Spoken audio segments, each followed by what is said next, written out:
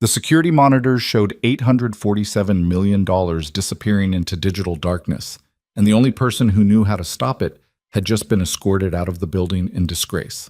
Olivia Bennett thought firing the sleeping engineer was her first decisive move as CEO. Instead, it became the mistake that nearly destroyed everything. By the time she discovered what Ethan Foster had actually been doing for those 48 sleepless hours, the malware he'd been fighting alone was already spreading through Aurelius Pay's core systems like poison through veins. Stay with me until the end of this story. Hit that like button and drop a comment telling me what city you're watching from. I want to see how far this reaches. The executive elevator doors opened with a soft chime that felt almost ceremonial. Olivia Bennett stepped into the operations center of Aurelius Pay at exactly 6:47 a.m., her heels clicking against polished concrete in a rhythm she'd practiced to sound confident but not aggressive. 30 years old, the youngest CEO in the company's history, a promotion that had sparked 3 weeks of vicious speculation across tech news sites and half the finance blogs in Silicon Valley. She'd expected resistance, expected doubt, expected to walk into a room full of engineers who thought she was too young, too inexperienced, too female to run a billion-dollar payment processing empire. What she didn't expect was the smell. Not the clean ozone scent of expensive server rooms or the faint coffee aroma that usually permeated tech offices. This was something else, something stale, the smell of a room where someone had been living instead of working. The operations center stretched before her like a cathedral to modern finance. 3 stories of glass-walled server chambers, massive displays showing transaction flows from 6 continents, workstations arranged in careful clusters where Aurelius Pay's best engineers monitored the digital arteries that moved money for everyone from corner grocery stores to multinational corporations. And there, at the center console, surrounded by 9 monitors displaying what looked like endless cascading error logs, was a man asleep at his desk, not dozing, not nodding off during a boring overnight shift, fully asleep. His head rested on his folded arms, his body slumped in the expensive ergonomic chair that probably cost more than most people's monthly rent. Dark hair fell across his forehead. The stubble on his jaw suggested he hadn't seen a razor in days. His shirt, wrinkled, untucked, looked like he'd slept in it, which, apparently, he had. Olivia felt something cold and sharp crystallize in her chest. This was exactly the kind of carelessness that had let Aurelius Pay drift into mediocrity over the past 2 years. The previous CEO had been too soft, too willing to tolerate creative work cultures and flexible standards that really just meant people did whatever they wanted. She'd promised the board she would fix that. Several engineers had noticed her arrival. They looked up from their workstations, eyes moving from her to the sleeping man and back again. Waiting. Watching what the new boss would do. Olivia crossed the floor in 12 decisive steps. "Excuse me," she said, her voice cutting through the quiet hum of cooling fans and clicking keyboards. The man didn't move. She tried again, louder. "Excuse me." Nothing. One of the nearby engineers, a woman with purple-streaked hair and enormous headphones around her neck, started to stand up. "Ms. Bennett, maybe I should—" Olivia held up one hand. The engineer sat back down. Then Olivia did something she'd later replay in her mind 1,000 times, each replay making her feel smaller and more foolish. She reached out and rapped her knuckles sharply against the desk, 3 loud knocks that echoed across the operations floor. The man jerked awake so violently he nearly fell out of his chair. His hands flew up in a defensive gesture, his eyes wild and unfocused. For a second he looked genuinely terrified, like someone waking from a nightmare into something worse. "What?" He blinked hard, trying to focus. His voice came out rough, hoarse. "What time is it?" "Time for you to explain why you're sleeping during work hours," Olivia said.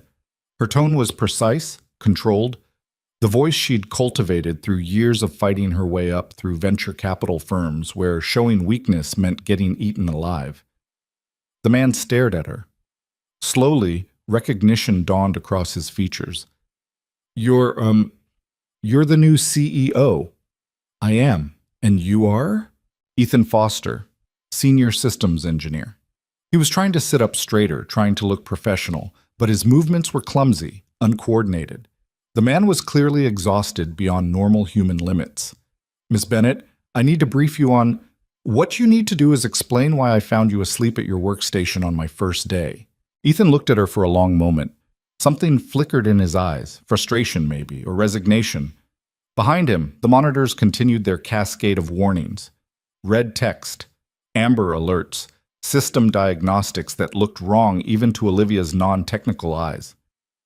I've been here for 48 hours, Ethan said slowly. We have a situation that requires... I don't care if you've been here for a week, Olivia interrupted. Sleeping on the job is unacceptable. Pack your things. You're fired. The operations center went silent. Actually, silent. The kind of quiet where you could hear individual keystrokes, where the sound of someone's coffee mug touching their desk rang out like a gunshot. The purple-haired engineer stood up again. Wait, you can't... I absolutely can, Olivia said, not taking her eyes off Ethan. And I will. This company has standards. If we're going to compete with the best payment processors in the world, we need people who take their responsibilities seriously. Ethan's jaw tightened. For a second, Olivia thought he might argue, might fight back. Instead, he just nodded slowly. You're making a mistake, he said quietly. I don't think so. Ms. Bennett, please listen to me. Ethan stood up, swaying slightly on his feet. He grabbed the edge of the desk to steady himself. Before you do anything else, before anyone touches these systems, there's something you need to understand. What I understand is that you're fired. Security will escort you out. The servers. Ethan's voice rose with sudden urgency. You cannot restart the servers. Do you understand me? Whatever happens, do not restart. Are you seriously trying to tell me how to run operations right now, after I just caught you sleeping? Olivia turned to the nearest supervisor, a nervous-looking man in his 40s clutching a tablet. Get security up here. Now! The supervisor hesitated. Ms. Bennett, Ethan is our lead infrastructure specialist. Maybe we should... I didn't ask for your opinion. Get security. The man fumbled with his tablet, his hands actually shaking. Ethan closed his eyes. When he opened them again, he looked somehow even more tired, but also disappointed, like he'd expected better and been proven wrong. Okay, he said softly. Okay, I understand. He reached into his pocket with slow, deliberate movements and pulled out his employee badge, looked at it for a second, then set it gently on the desk beside his keyboard. The purple-haired engineer stepped forward. Ethan, don't. This is insane. Tell her... It's fine, Maya. Ethan managed a weak smile. It's fine. It's not fine. You've been protecting this entire company for 2 days straight. Tell her what's happening. But Ethan was already gathering his things. A worn messenger bag, a jacket that had been draped over the back of his chair. He moved like someone in a dream, or maybe like someone too exhausted to care anymore. Security arrived, 2 men in dark uniforms who looked uncomfortable with the situation.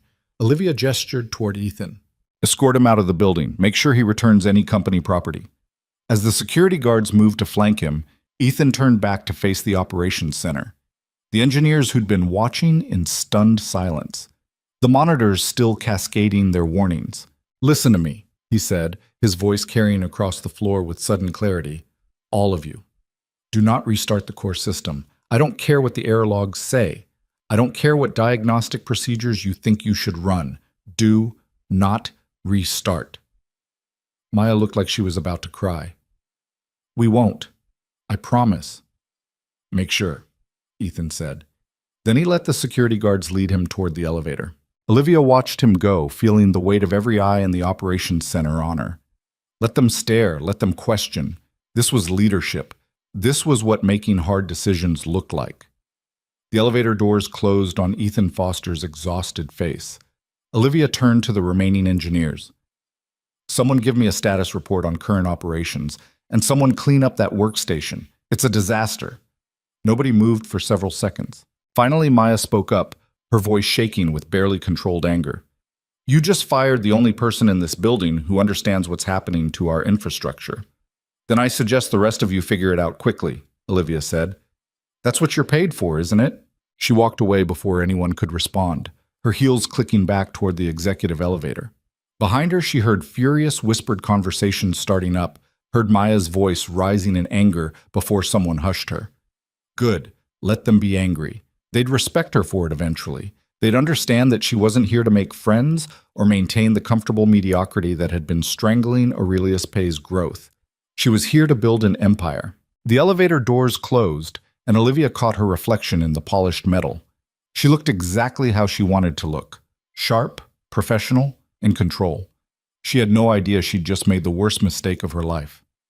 Bonds. Ethan Foster stood in the parking garage beside his 8-year-old Honda Civic and tried to remember how to breathe. The adrenaline that had kept him functioning through 48 hours of crisis management was draining away, leaving behind something that felt like being hollowed out. His hands shook as he fumbled with his car keys. His vision kept blurring at the edges. Fired. He'd been fired. The word didn't feel real.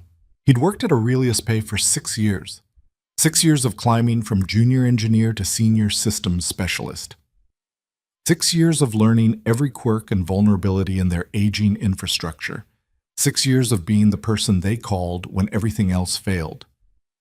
And now he was standing in a parking garage at 7 in the morning, fired for sleeping on the job while trying to save the company from a cyberattack that could destroy them. His phone buzzed.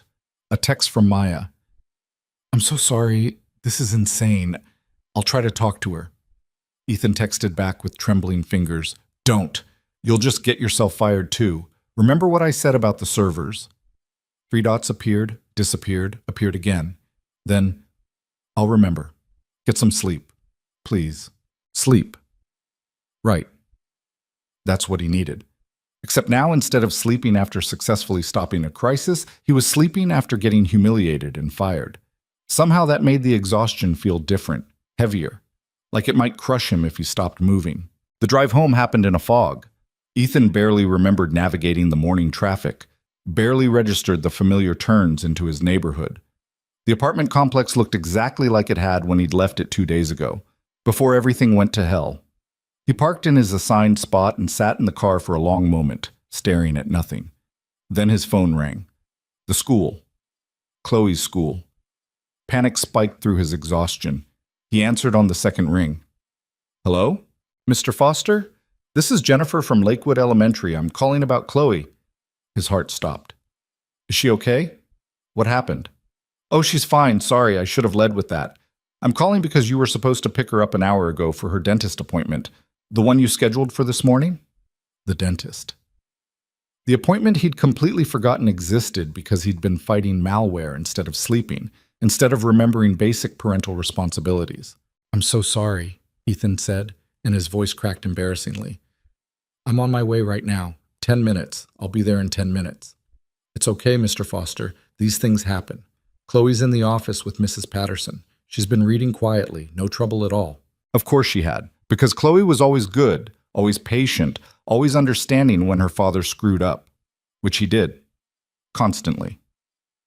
Ever since Sarah died and left him trying to be both parents to a 7-year-old while maintaining a career that required him to basically live at the office sometimes. He ended the call and drove to the school, his eyes burning with fatigue and something else he refused to name. Chloe was indeed sitting in the office, her little backpack at her feet, a library book open in her lap. When she saw him, her face lit up with that smile that always made everything else seem smaller. "Daddy?" "Hey, Bug."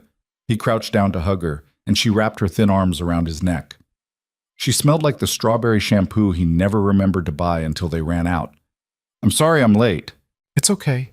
Mrs. Patterson let me read in the quiet room." She pulled back to look at him, her expression shifting to concern. "Daddy, you look really tired. Did you work all night again?" "Yeah, I did." "Did you fix the problem?" He managed a smile. "I did my best, Bug." Jennifer, the office administrator, gave him a sympathetic look as he signed Chloe out. "Hard week? You could say that." In the car, Chloe chattered about her morning at school while Ethan tried to remember if the dentist's office was on Maple Street or Oak Street. His brain felt like static. "Daddy, you missed the turn," Chloe said gently. "Right. Sorry." He made an awkward U-turn. "Are you sure you're okay to drive?" She sounded worried. His 7-year-old daughter sounded worried about him driving safely. That's what his life had become. "I'm fine, Bug. Just tired." The dentist appointment was mercifully quick. No cavities, healthy teeth, everything perfect because Chloe was responsible about brushing in ways Ethan hadn't been at her age. Or at his current age, honestly. Back in the car, Chloe said, "Can we go home now? You should sleep." "Yeah, home sounds good." The apartment was quiet when they entered. Ethan had left in such a hurry 2 days ago that there were still breakfast dishes in the sink, still Chloe's homework scattered across the dining table. "I'm going to do my reading," Chloe announced. "You should sleep on the couch. I'll be quiet." "You don't have to be quiet, Bug." "I want to." She was already pulling her library book from her backpack. "You work really hard. You should rest." Ethan looked at his daughter, the small person who'd learned to be independent way too young, who never complained when he worked late, who adapted to his chaotic schedule with grace he definitely didn't deserve, and felt something crack in his chest. "I love you, Chloe." She looked up, surprised by the sudden emotion in his voice. Then she smiled. "I love you too, Daddy. Now go sleep before you fall over." He collapsed on the couch, without even taking off his shoes. His body hit the cushions like someone had cut his strings. The laptop was still on the coffee table where he'd left it, still logged into Aurelius Pay's monitoring systems even though he probably didn't have access anymore. Should check. Should log out. Should... Darkness took him before he could finish the thought. Back at Aurelius Pay headquarters, Olivia Bennett was discovering that being CEO involved significantly more meetings than she'd anticipated. Finance team at 8, marketing at 9, legal at 10. Each one a careful dance of establishing authority without alienating people she needed. Each one a test of whether she could actually do this job or if the board had made a terrible mistake promoting her. By 11:30, she was starting to feel confident again. The finance meeting had gone well. Marketing had some interesting ideas for expanding their small business outreach. Legal was always tedious, but she'd handled it. She was reviewing quarterly projections when her assistant knocked on the door. "Ms. Bennett, the operations supervisor needs to speak with you. He says it's urgent." The nervous man from this morning, Olivia still hadn't learned his name, practically fell through the doorway. His tablet was clutched to his chest like a shield. "We have a problem," he said. Olivia gestured to the chair across from her desk. "Sit. Explain." "Transaction processing is slowing down. We're seeing unusual latency across multiple corridors. The engineering team thinks it might be a routing issue, but how unusual? Delays of 15 to 20 seconds on transactions that should process in 2 to 3. Olivia frowned. That didn't sound catastrophic. "What's the normal variance?" "Normally, we don't see variance at all. 2 to 3 seconds is 2 to 3 seconds. Always." "So what's causing it?" The supervisor looked miserable. "We don't know. The diagnostic systems aren't showing any obvious failures. Everything appears to be functioning normally, but the delays keep building." "Building? As in getting worse?" "Yes. They started about an hour ago. We're up to 25 seconds now on some transactions." Olivia pulled up the operations dashboard on her computer. The displays showed normal system health across the board, green lights everywhere. "If everything looks normal, why are we seeing delays?" "That's what we're trying to figure out." "What does the engineering team recommend?" The supervisor hesitated. "They want to wait, monitor the situation, see if it resolves on its own." "That's not a recommendation. That's hoping the problem goes away." "I know, but without knowing what's causing it, what about standard troubleshooting procedures? What would we normally do in this situation?" Another hesitation, longer this time. "Normally, we would restart the affected servers during a low-volume window, flush the transaction queues, reset the routing tables." "Then do that." "Ms. Bennett, the engineer you fired this morning specifically told us not to restart the servers." Olivia leaned back in her chair. "The engineer I fired was asleep at his desk. I'm not basing operational decisions on the advice of someone who can't stay awake during work hours." "But he was our lead infrastructure specialist. He knew these systems better than anyone." "Then I suggest your team learns those systems quickly. We can't have a single point of failure." "What if he'd quit? What if he'd gotten hit by a bus? You're telling me the entire company would be helpless?" The supervisor looked like he wanted to argue but didn't dare. "No, Ms. Bennett." "Good. So here's what we're going to do. Schedule the server restart for this afternoon during the lowest volume window. Have the team ready to monitor for any issues. Clear?" "Yes, Ms. Bennett." "Anything else?" He stood up, still clutching his tablet. "No, that's everything." After he left, Olivia returned to her quarterly projections. Transaction delays were annoying but not uncommon in systems as complex as Aurelius Pay's infrastructure. A clean restart would probably fix whatever was causing the routing issues. She didn't think about Ethan Foster again until much later. Didn't think about the desperation in his voice when he'd tried to warn her. Didn't think about the way the other engineers had looked at her like she'd just done something unforgivable. She was too busy being CEO to waste time on doubts. Ethan woke to the sound of Chloe talking quietly to her stuffed rabbit. "No, Mr. Hoppy, we can't make noise. Daddy needs to sleep. He had to work very hard. Yes, I know you want to watch cartoons, but we should be quiet." He cracked one eye open. The afternoon sunlight filtering through the living room blinds suggested he'd been asleep for hours. His phone said 2:47 p.m., almost 8 hours. He'd slept almost 8 hours and somehow felt even more exhausted than before. Chloe noticed him stirring. "Daddy, you're awake. Are you feeling better?" "Yeah, Bug, much better." It was only partly a lie. His body felt like someone had beaten him with a stick, but his mind was clearer. "Have you been okay?" "Uh-huh. I made a sandwich for lunch, and I did my homework, and I read 3 chapters." "You made a sandwich?" He sat up, alarm creeping in. "Chloe, you know you're not supposed to use the stove." "I didn't, just peanut butter and jelly. I was really careful with the knife." She showed him her hands. No cuts, no band-aids. Ethan felt another crack in whatever was holding him together.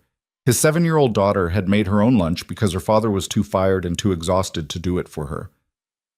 "I'm sorry, Bug." "It's okay. You were tired." She climbed onto the couch next to him, tucking herself under his arm. "Daddy, did something bad happen at work?" Kids, they always knew. "Yeah, something bad happened." "Did you get in trouble?" "How did you explain getting fired to a 7-year-old, especially when you'd been fired for trying to do the right thing?" "I had a disagreement with my boss," Ethan said carefully, "about how to handle a problem, and she decided she didn't want me working there anymore."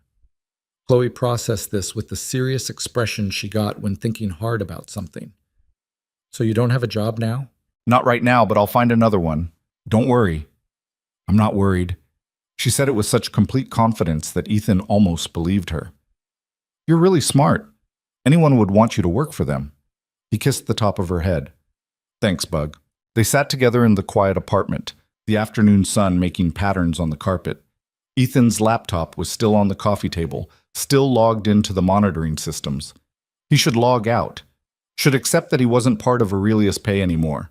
Instead, he found himself checking the status displays. Everything looked normal. Too normal. The transaction delays should have resolved by now. The malware he'd isolated should have been showing signs of trying to propagate. But all the indicators were green. All the metrics were within normal ranges, which meant one of two things. Either the threat had miraculously resolved itself, or his phone buzzed. A text from Maya. "They're restarting the servers in 15 minutes. Ethan's blood went cold. He called her immediately. She answered on the first ring. "Tell me you're joking," he said. "I wish I was. New CEO ordered it. Said we can't base operational decisions on advice from fired employees." "Maya, you have to stop them. You understand what will happen if—" "I tried. I told them what you said. I showed them your documentation. They don't care. She doesn't care." Ethan stood up so fast he nearly knocked Chloe off the couch. "Who's running the restart procedure?" "Chen from infrastructure and his team." "Put Chen on the phone." "Ethan, you're not authorized to—" "Put him on the phone, Maya, please." A rustling sound, muffled voices. Then Chen's cautious voice. "Foster?" "Chen, listen to me very carefully. You cannot restart those servers. The transaction delays are not a routing issue. They're the malware trying to distribute itself across the backup systems. If you restart during distribution, you'll activate the payload across the entire network simultaneously. The diagnostics show normal operation, because I modified the diagnostics to hide the malware signature. That was part of the isolation protocol. Chen, I worked on this for 2 days straight. I documented everything. Did you even read my notes?" A pause. "Some of them. But Ms. Bennett was pretty clear, I don't care what she said. She doesn't understand what's happening. If you trigger that restart, you're going to corrupt every transaction queue in the system. Millions of dollars will get trapped in routing loops. Corporate transfers will disappear. You'll have customer funds just vanishing into the infrastructure, and the malware will be distributed across every backup server, every failover system. You'll go from one infection point to hundreds. Chen sounded uncertain now. I should probably check with, there's no time. The restart is scheduled in 10 minutes. 15 minutes. Chen, please. I'm begging you. Just delay the restart. Give me time to come back and explain. You can't come back. You were fired. Security has your badge flagged. Ethan wanted to scream, wanted to reach through the phone and shake some sense into everyone at that company. Instead, he forced himself to stay calm. Then you need to make this decision. You've worked with me for 4 years. You know I don't bullshit about security. Have I ever been wrong about infrastructure threats? Another pause. Longer this time. No. So trust me now. Delay the restart. Tell them the systems need additional diagnostics. Tell them whatever you need to tell them, but do not restart those servers. If I refuse a direct order from the CEO on my first day with her in charge, you'll keep the company from collapsing. And if I'm wrong, if this is all paranoid nonsense from a fired employee, then you can restart tomorrow and I'll look like an idiot. But if I'm right and you restart anyway, there won't be a company left to fire you from. Silence on the other end of the line. Ethan could hear his own heartbeat thundering in his ears. Finally, Chen said, I'll delay it 24 hours. But Foster, if you're wrong about this, I'm not wrong. Check my documentation folder. I left detailed analysis of the malware signature, the distribution pattern, everything. It's all there. Okay, I'll look at it. Thank you. He ended the call and realized he was shaking. Chloe was staring at him with worried eyes. Daddy, what's wrong? Nothing, Bug. Just work stuff. But you don't work there anymore. No, I don't. He sat back down, suddenly exhausted again. I really don't. The laptop was still showing normal system status. Green lights. Healthy metrics. Everything perfectly fine on the surface, while poison spread through the infrastructure underneath. Ethan had bought them 24 hours. Maybe that would be enough time for Chen to read the documentation and understand the threat. Maybe the malware would reveal itself before anyone did something catastrophic. Maybe. He closed the laptop and pulled Chloe close. Want to watch a movie? He asked. Really? In the afternoon? Really, pick whatever you want. She scrambled for the remote with the kind of excitement that reminded him she was still just a little kid, despite how grown up she sometimes had to act. Within minutes, they were settled on the couch watching some animated thing about talking animals. Ethan tried to focus on the movie, tried to focus on his daughter's laughter, tried not to think about the company slowly dying from a threat only he fully understood, tried not to think about the CEO who'd fired him without listening, tried not to think about what would happen when the 24 hours ran out. The movie ended just after 5 o'clock. Chloe had fallen asleep against Ethan's side somewhere around the halfway point, her breathing soft and even. Mr. Hoppy clutched against her chest. Ethan sat very still, afraid to move and wake her, staring at nothing while his mind ran through disaster scenarios. His phone buzzed. A text from Chen. Read your documentation. Holy shit. Calling emergency meeting with senior engineers will keep you updated. At least someone was listening now. At least someone had bothered to actually look at the analysis he'd spent 2 days compiling while fighting exhaustion and trying to contain a threat that should have required an entire team. Another buzz. Maya this time. Chen just called everyone into conference room. New CEO is pissed. This is getting ugly. Ethan could imagine it.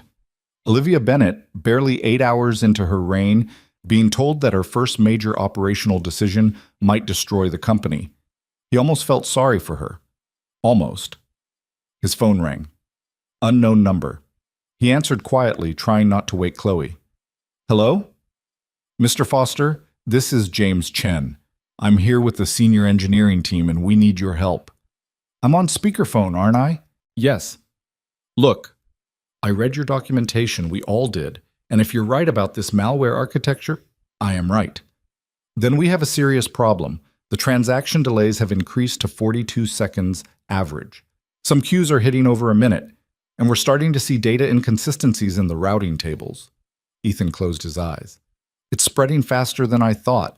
The delay in containment gave it time to replicate across more nodes. A new voice came on the line. Maya, we need you to walk us through the isolation protocol. Your documentation explains what you did, but not how to extend it to the new infection points. I can't walk you through anything. I was fired, remember? I don't have system access. We can get you access, Chen said. Temporary credentials. Read only for now, but Chen, I appreciate this, but your new CEO made it pretty clear she doesn't want me involved. Ms. Bennett isn't on this call. Does she know you're calling me? Silence. That's what I thought, Ethan said. Look, I want to help, you know I do, but I'm not going to give you ammunition to get yourselves fired. Chen, you're lead on infrastructure now. Maya, you're the best systems analyst in that building. You can figure this out. In time, maybe, Maya said. But we don't have time. These transaction delays are going to start triggering client alerts within the hour. Once that happens, once customers start seeing their payments stuck in processing, then you need to brief Ms. Bennett on the actual situation. Show her the documentation. Make her understand what's happening. We tried, Chen said. She thinks we're being paranoid, that we're loyal to you and trying to undermine her authority. Of course she did, because admitting she'd made a catastrophic mistake on her first day would mean admitting weakness, and people like Olivia Bennett didn't do weakness. I can't help you, Ethan said quietly. I'm sorry, but I have a daughter to think about. I can't risk. Chloe stirred against his side, mumbling something in her sleep. He lowered his voice even further. I can't risk making this worse for my family. Find someone else. He ended the call before anyone could argue. For a long moment, he just sat there, feeling like the worst kind of coward. His former colleagues were trying to save the company from a disaster he'd predicted, and he was hiding in his apartment because he was scared of making his unemployment more complicated. But what was he supposed to do? Storm back into Aurelius Pay headquarters and demand they listen to him? He'd been publicly fired and escorted out by security. He had no authority, no access, no credibility with the one person who mattered.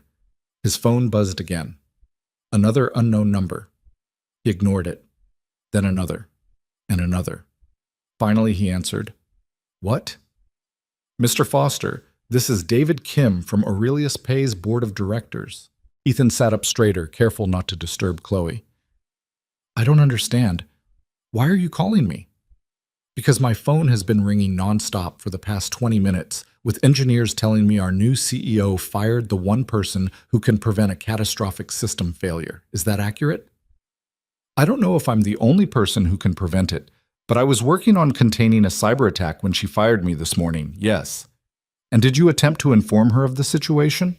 Briefly. She cut me off, said she didn't care how long I'd been working, that sleeping on the job was unacceptable. A long pause. Then Kim said, Mr. Foster, I'm going to be direct with you. We have a significant amount of money invested in keeping Aurelius Pay operational. If what the engineering team is telling me is accurate, we're looking at potential losses that could run into the hundreds of millions, maybe more. That's not an exaggeration. Then I need you to come back. Tonight. Right now. I'll authorize whatever access you need, whatever resources, whatever. With all respect, Mr. Kim, you're not the one who fired me. Miss Bennett is CEO. Unless she's asking me to come back, she doesn't know I'm calling you. Then this conversation is pointless. Mr. Foster, no. Listen to me. I spent 6 years at that company. 6 years learning those systems, building relationships with that team, earning people's trust. And your new CEO threw all of that away in about 90 seconds because she decided I looked unprofessional. She didn't ask questions, didn't want context, just made a judgment and executed it. She made a mistake. She made a choice, and now she needs to live with the consequences of that choice. Ethan could hear Kim breathing on the other end of the line. When the board member spoke again, his voice was careful. What would it take to get you to reconsider? An apology from her, in person, and a guarantee that she'll actually listen this time instead of making assumptions. I'll see what I can do. The call ended. Ethan set his phone down and looked at his sleeping daughter. Her face was peaceful, untroubled. She had no idea her father's stubbornness might be condemning thousands of people to financial chaos, because that's what would happen if the malware payload activated across Aurelius Pay's full network. Transaction processing would collapse, corporate payrolls would freeze, Small businesses waiting for payment approvals would be left hanging. Individual users trying to pay bills or send money to family members would see their funds vanish into digital limbo. And Ethan was refusing to help because his pride was hurt. He gently moved Chloe to the couch, tucking a blanket around her, and went to the kitchen. The dishes from 2 days ago were still in the sink. He started washing them, needing something physical to do with his hands. His phone rang again. He dried his hands and checked the screen. Maya. "What?" he said flatly. "It's worse," she said without preamble. "We're seeing transaction failures now. Not just delays, actual failures. Money going into the system and just disappearing." "How many?" 12 so far, totaling about $43,000. "That you know of. The malware is designed to hide the failures in the error logs. There are probably 10 times that many you haven't detected yet." "Jesus, Ethan, you have to—" "I don't have to do anything. I was fired, remember? People are going to lose their money." "Then maybe your CEO should have thought about that before firing the person trying to protect them." Maya was quiet for a moment. When she spoke again, her voice was different, softer. "I get it. I do. She was wrong. She was completely wrong, but punishing her means punishing everyone else too. All those small business owners who use our platform, all those families sending money to each other. They didn't fire you." Ethan squeezed his eyes shut. "That's not fair." "No, none of this is fair, but it's the situation we're in." In the living room, Chloe made a small sound in her sleep. Ethan watched her for a moment, this little person who depended on him completely, who trusted him to make good decisions even when he wanted to make selfish ones. "If I come back," he said slowly, "I need direct access to the core systems. No restrictions. No oversight from people who don't understand what they're looking at. Can you make that happen?" "I'll try. And I need someone to watch Chloe. I can't bring her to the office and I can't leave her alone. I'll figure something out. My sister might be able to Maya, I need a guarantee, not a might. I'm not leaving my daughter alone in this apartment while I go save a company that fired me." Okay, give me 10 minutes. She hung up. Ethan stood in his kitchen, surrounded by half-washed dishes, wondering what kind of person agrees to help people who humiliated them, wondering if he was being noble or just weak. His phone rang again. Maya's sister, apparently, a woman named Lisa who sounded far too cheerful for the situation. "So I hear you need a babysitter in an emergency situation, and my sister is calling in favors like the world is ending?" "Something like that. I can be at your place in 30 minutes. I'm good with kids.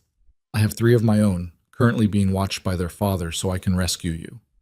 "What's your daughter's name?" "Chloe. She's 7. She's pretty independent, but she needs dinner around 6:30, and bedtime is 8 o'clock. She'll want a story, and I've got this. Maya sent me your address. I'll be there soon." 28 minutes later, there was a knock on the door. Lisa turned out to be a woman in her early 40s with kind eyes, and an energy that made Ethan tired just looking at her. "You must be Ethan," she said, stepping inside, "and this must be Chloe."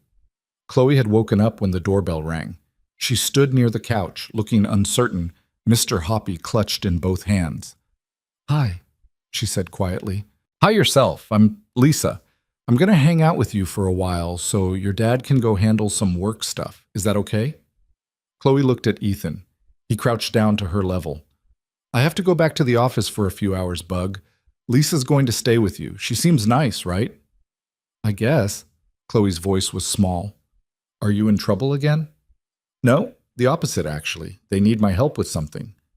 "But they fired you." "It's complicated." Lisa settled herself on the couch like she belonged there. "How about we make this simple? Chloe, what's your favorite dinner?" "Mac and cheese." "Perfect. I make excellent mac and cheese. The kind with 3 different cheeses and breadcrumbs on top. While your dad is at work, we'll have dinner, and then maybe we can read some stories, and you can tell me about school. Sound good?" Chloe considered this. Then she nodded. Ethan kissed the top of her head. "I'll be back as soon as I can. Be good for Lisa." "I'm always good." "I know you are, Bug." He grabbed his messenger bag, checked that his laptop was inside, and headed for the door. Turned back one more time to see Chloe watching him with those serious eyes that looked too old for her face. "I love you," he said. "Love you too, Daddy. Fix the problem. I'll try. The drive back to Aurelius Pay headquarters felt surreal. Less than 12 hours ago, he'd been escorted out of this building in disgrace. Now he was driving back in the dark, the city lights reflecting off rain-slicked streets, trying to save a company run by someone who thought he was incompetent. The parking garage security guard did a double take when Ethan pulled up to the gate. "Mr. Foster, I thought you were—" "I was. Now I'm not. Temporarily. Can I park here or not?" The guard checked something on his computer. "You're on the access list. Temporary credentials. Go ahead." The lobby was nearly empty at this hour. A few late-night workers hurried past, focused on their phones.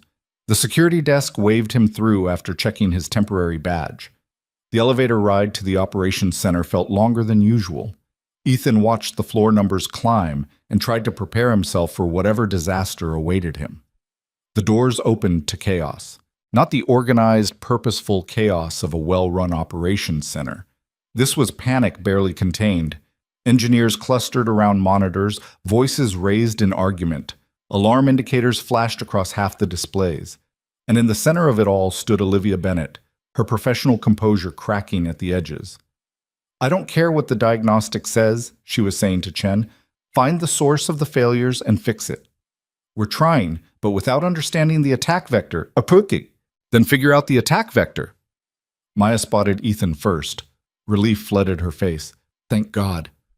Every head turned. The operations center went quiet. Olivia stared at him like he was a ghost. "What are you doing here?" "Your board member called me," Ethan said. "Said you needed help." "I didn't authorize—" She stopped, visibly collecting herself. "Mr. Kim had no right to contact you without my approval. And yet here I am." Ethan set his messenger bag on an empty desk. "So do you want my help or not?" "I want an explanation of what's happening to my systems. Your systems are being destroyed by malware that I spent 2 days trying to contain before you fired me. The transaction delays are the infection spreading. The failures are the payload beginning to activate. And if we don't stop it in the next few hours, you're going to have a complete network collapse that will cost this company everything." Olivia's jaw tightened. If this malware was such a serious threat, why didn't you inform someone in authority? "I tried to inform you. You were too busy firing me to listen." The engineers were watching this exchange like spectators at a boxing match. Ethan could see Maya trying very hard not to smile. "Fine," Olivia said. "You're here now. Fix it." "Not that simple. I need full system access. I need the team to follow my instructions without question, and I need you to not interfere." "Excuse me?" "You heard me. You don't understand these systems. You don't understand the threat. Every time you make a decision based on what seems logical to you, you make things worse. So either you let me work, or I walk out of here and you can watch everything burn." For a long moment, Olivia looked like she might explode. Her hands clenched at her sides. Her face flushed with barely controlled anger. Then very quietly she said, "Do what you need to do." She turned and walked toward the executive elevator without another word. The second the elevator doors closed, the tension in the operations center dropped by half. "Okay," Ethan said, turning to the team. "Someone show me current system status. I need to see exactly how far the infection has spread since this morning." Chen pulled up diagnostic displays across the main monitors. The spread was worse than Ethan had feared. What had been contained to 47 nodes this morning was now distributed across over 200. The malware had found weak points in his isolation protocol and exploited them. "Jesus," Maya breathed. "How do we even begin to—" "We start with the source nodes," Ethan said. "The original infection points. They're still broadcasting the distribution signal. If we can shut those down, we stop new infections.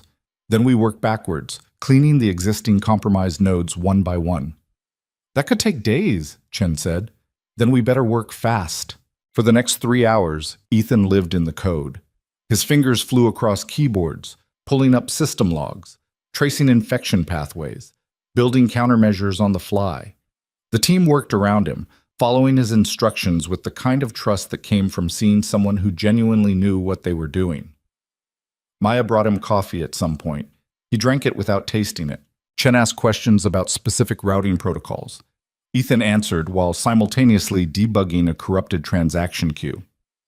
Around 10 o'clock, one of the junior engineers said, "I've got a cluster of failures in the European processing corridor. 38 transactions just vanished." "Route them through the backup authentication server," Ethan said without looking up. "The malware hasn't reached that node yet. You'll have to manually verify each transaction, but at least you'll have the data." On it. By 11, they'd managed to shut down 16 of the original source nodes. The infection rate had slowed from exponential to linear. Not good, but better. By midnight, Ethan's eyes were burning and his back hurt from hunching over keyboards. But they were making progress. Real progress. "We're going to make it," Maya said. She sounded surprised. "Don't jinx it," Ethan muttered. That's when all the monitors went red. Every single display in the operations center flashed critical alerts simultaneously. Transaction processing spiked to impossible levels. System load jumped from 70% to 98% in seconds. "What the hell?" Chen was frantically checking diagnostics. "It's like every dormant payload just activated at once." Ethan's blood went cold. No. Someone rebooted the authentication servers. "We didn't touch the authentication servers." "Then who?" The answer came from across the operations center. One of the overnight supervisors, a man Ethan vaguely recognized but didn't know by name, looked up from his workstation with growing horror on his face. "I got an automated maintenance alert," he said. "Said the authentication servers needed a routine restart. It was scheduled, so I approved it." "You approved a restart?" Ethan was already moving, pulling up the automation logs. "Those servers were supposed to be locked down. Who scheduled?" The answer appeared on his screen. A maintenance job scheduled at 6:47 a.m. that morning. Right when Olivia Bennett had been walking through the operations center for the first time. Right when the malware had been waiting for someone to create exactly this kind of opening. "It wasn't a maintenance job," Ethan said. "It was the malware. It's been sitting in the automation system all morning waiting for someone to approve it." The operations center erupted into panic. Engineers started shouting updates about failures cascading across the network. Transaction queues were corrupting faster than they could be isolated. Customer funds were disappearing into routing loops by the thousands. Ethan stood in the middle of the chaos and watched everything he'd spent the past 12 hours trying to prevent happen in real time. Chen appeared at his shoulder. "Tell us what to do." "I don't know." The admission hurt. "This is what I was trying to avoid. Once the payload distributes across the authentication network, there's no way to contain it. We'd need to shut down the entire system." "So, shut it down." "If we shut down the entire system, we lose every transaction currently in progress. Millions of dollars. Maybe tens of millions. And we have no guarantee we can bring it back online safely. But if we don't shut it down, we lose everything anyway, just slower." Maya had joined them. "There has to be another option." "There isn't." Ethan was still staring at the monitors, at the red alerts multiplying across every display. The malware was designed with this exact scenario in mind. Multiple attack vectors, multiple payloads, distributed activation. Whoever built this knew exactly how our infrastructure works. "An inside job?" Chen asked. "Maybe. Or someone who used to work here. Or someone who studied our systems long enough to understand the vulnerabilities." Ethan shook his head. "Doesn't matter now. What matters is stopping the damage." "How?" Ethan pulled up the core system controls. His hands hovered over the keyboard. The shutdown command would require authorization from 3 senior engineers and 1 executive. He had the engineering credentials. But for the executive authorization, the elevator doors opened. Olivia Bennett stepped out, her professional mask back in place. "Status report," she said. Every engineer turned to look at her. Nobody spoke. Finally, Ethan said, "We're looking at catastrophic system failure. Every transaction in our network is at risk. We need to shut down the entire platform, now." "For how long?" "I don't know. Hours, maybe days." "Absolutely not. We process over $2 billion in transactions every 24 hours. A complete shutdown would save the company," Ethan interrupted, "because if we don't shut down, the malware destroys the network anyway, and we lose everything permanently." Olivia looked at the monitors. Ethan watched her trying to process what she was seeing, trying to understand something that was completely outside her expertise. "Is there any other option?" she asked quietly. No. And if we shut down, can you guarantee we'll be able to restart safely? No. She closed her eyes briefly. When she opened them again, she looked directly at Ethan. Then I'm trusting you. Do what you need to do. Ethan nodded and turned back to his keyboard. Chen and Maya moved to their stations. Together, they began the shutdown sequence. Transaction processing halted. Customer alerts started firing. Support phone lines immediately lit up with panicked calls from businesses and individuals who suddenly couldn't access their money. But the malware stopped spreading. The operations center went eerily quiet as system after system went offline. Display monitors that had been showing chaos 5 minutes ago now showed nothing but black screens with a single message. System maintenance in progress. Now what? Chen asked. Now, Ethan said, we start cleaning. Every infected node has to be isolated, scrubbed, and verified before we can bring it back online. It's going to take most of the night. Most of the night? Olivia looked pale. We can't be down that long. The board can wait, Ethan said flatly. Unless you want to bring the system back online with active malware still in the network. She didn't argue. The work began in silence, broken only by the clicking of keyboards and the occasional muttered curse when someone found another infected node. Ethan moved between workstations like a surgeon coordinating a complex operation, checking work, adjusting protocols, redirecting engineers when they hit dead ends. Olivia stood off to the side, watching. She'd pulled up a chair near the observation windows and sat there with her phone in her hand, fielding calls from board members and major clients who wanted to know why their transactions had suddenly stopped processing. Around 1 a.m, Ethan heard her voice rise slightly. I understand your concern, Mr. Patterson, but I can't give you an exact timeline. No, I can't just turn it back on, because turning it back on before we're certain the system is secure would put your company's funds at even greater risk. She sounded exhausted. Good. Maybe exhaustion would make her understand what he'd been dealing with for the past 2 days. Ethan, Maya called from her workstation. I've got something weird in Sector 7. The malware signature is different from the others. He crossed the floor to look at her screen. She was right. Most of the malware they'd been finding followed the same basic structure, the same code patterns. But this instance had additional layers, encryption he hadn't seen before. It's evolving, he said quietly. What? The malware. It's adapting to our countermeasures, learning from what we're doing. He pulled up the code analysis. Look at this. It's using our own cleaning protocols to hide itself. Every time we scrub a node, it migrates the data somewhere else before we can catch it. Chen appeared behind them. So everything we've cleaned could still be infected? No, not everything. Just some things. We need to change our approach. Ethan straightened up, his back protesting the movement. Maya, can you pull up the network topology map, the full infrastructure diagram? She brought it up on the main display.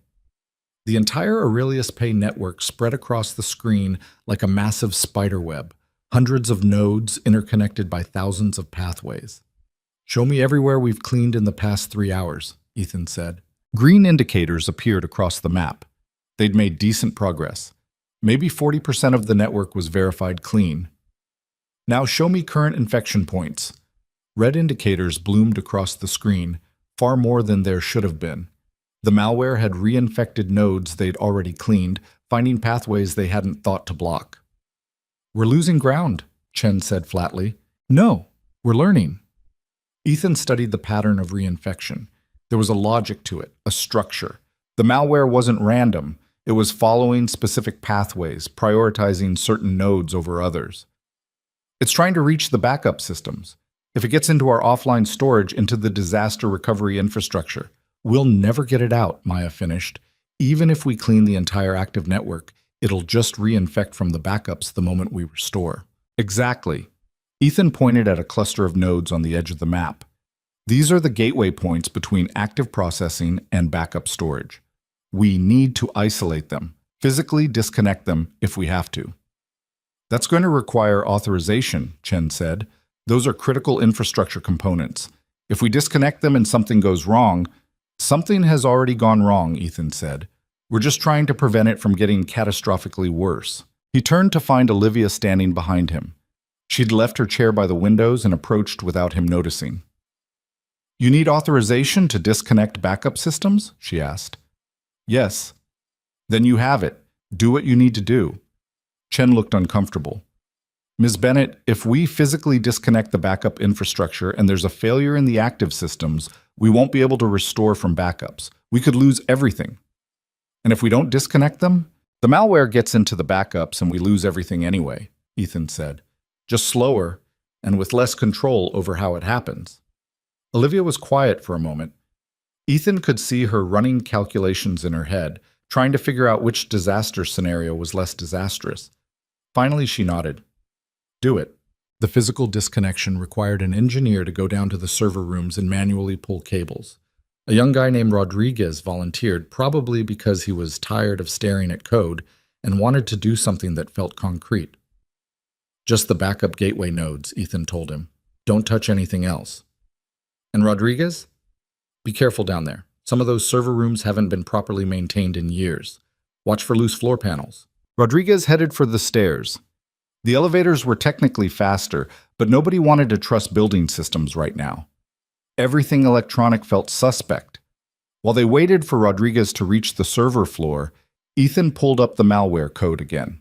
Studied it. Whoever had written this was good. Really good. The architecture was elegant in a way that almost deserved admiration if it wasn't actively destroying everything he'd spent years building.